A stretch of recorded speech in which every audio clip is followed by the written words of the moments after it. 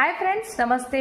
जीसीईआरसी website पर આવી ગઈ છે નવી ભરતી છે સરકારી માધ્યમિક પરીક્ષાને લઈને।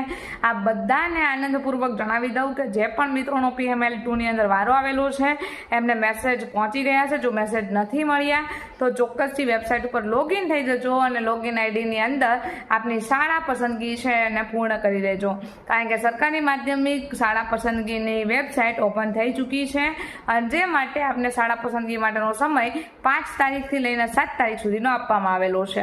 બીજી એક તમને ખાસ વાત જણાવી દઉં તો ખાસ કરીને યાદ રાખજો કે જે મિત્રો શાળા પસંદગી આપી રહ્યા છે એ તમામ મિત્રોને એ પણ જણાવી દઉં કે શાળા પસંદગીમાં જો તમે સેવ એન્ડ કન્ફર્મ આ બે વસ્તુઓ આપશો તો જ કન્ફર્મેશન આપશો તો જ તમારી શાળા ફાળવણી છે ત્યાં સર્વર ઉપર સેવ થશે, નહીં તો સેવ નહીં થાય। એટલે આ પણ ખાસ ધ્યાનમાં રાખવા જેવી બાબત છે।